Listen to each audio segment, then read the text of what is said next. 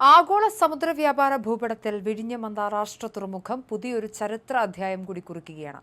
വിദേശത്തു നിന്നും വരുന്ന കൂറ്റൻ കപ്പലുകളിൽ നിന്നും ചെറിയ കപ്പലുകളിലേക്ക് ചരക്കുകൾ മാറ്റിക്കയറ്റുന്ന ട്രാൻസ്ഷിപ്മെന്റ് കേന്ദ്രം എന്ന നിലയിൽ നിന്നും പ്രാദേശിക ഉൽപ്പന്നങ്ങൾ നേരിട്ട് വിദേശ രാജ്യങ്ങളിലേക്ക് കയറ്റി അയക്കുന്ന പൂർണ്ണസജ്ജമായ എക്സിം തുറമുഖമായി വിഴിഞ്ഞം മാറുന്നു.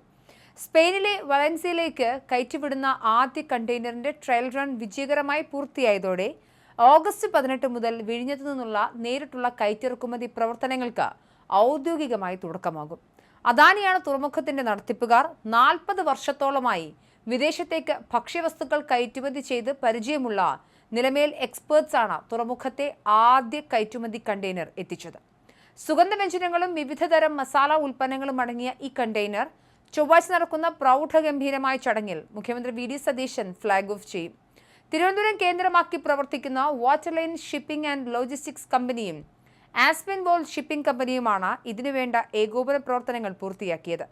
തുറമുഖ കവാടത്തിലെത്തിയ കണ്ടെയ്നർ കസ്റ്റംസ് ഉദ്യോഗസ്ഥരുടെ പരിശോധനകൾക്ക് വിധേയമാക്കുകയും കവാടത്തിലെ അത്യാധുനിക ഓട്ടോമാറ്റിക് സ്കാനിംഗ് സംവിധാനം വഴി പരിശോധിച്ച യാർഡിലേക്ക് മാറ്റുകയും ചെയ്തു. ഇതോടെ വിഴിഞ്ഞത്തിന്റെ ആധുനിക സാങ്കേതിക തികവും കസ്റ്റംസ് ക്ലിയറൻസ് വേഗതയും വ്യക്തമായി തെളിഞ്ഞിരിക്കുകയാണ്.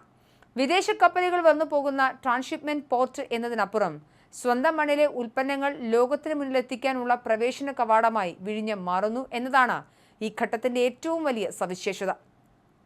ആഗോള സമുദ്ര വ്യാപാരത്തിൽ പ്രകൃതിദത്തമായ ആഴം കൊണ്ടും അന്താരാഷ്ട്ര കപ്പൽചാലുകളുടെ സാമീപ്യം കൊണ്ടും വിഴിഞ്ഞം എന്നും മുൻപന്തിയിലായിരുന്നു. എന്നാൽ കയറ്റുമതിയും ഇറക്കുമതിയും സജീവമാകുന്നതോടെ മാത്രമാണ് ഒരു തുറമുഖം അതിരിക്കുന്ന പ്രദേശത്തിന്റെ സാമ്പത്തിക അടിത്തറ മാറ്റിയെഴുതുന്നത്.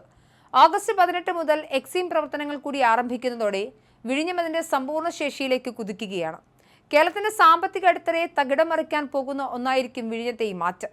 ഇതുവരെ കേരളത്തിൽ നിന്നും അയൽ സംസ്ഥാനങ്ങളിൽ നിന്നുമുള്ള ഉൽപ്പന്നങ്ങൾ കൊളംബോ, സിംഗപ്പൂർ അല്ലെങ്കിൽ ദുബായ് വഴി ട്രാൻസ്ഷിപ്പ് ചെയ്താണ് പാശ്ചാത്യ രാജ്യങ്ങളിലേക്ക് എത്തിയിരുന്നത്.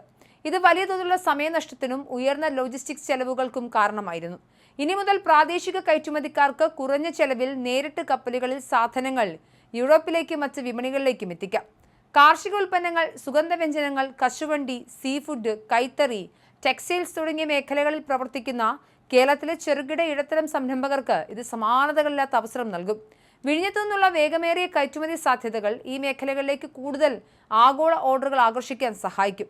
ഇതുവഴി പ്രാദേശിക നിർമ്മാണ മേഖല ഉണരുകയും ചെയ്യും.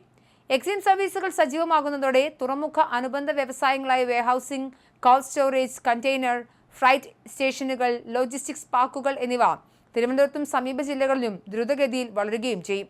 റോഡ്, റെയിൽ നെറ്റ്വർക്കുകൾ മെച്ചപ്പെടുന്നതോടെ തെക്കൻ തമിഴ്നാട്ടിൽ നിന്നുള്ള വൻകിട കയറ്റുമതിയും വിഴിഞ്ഞം വഴി വഴിതിരിച്ചുവിടപ്പെടും.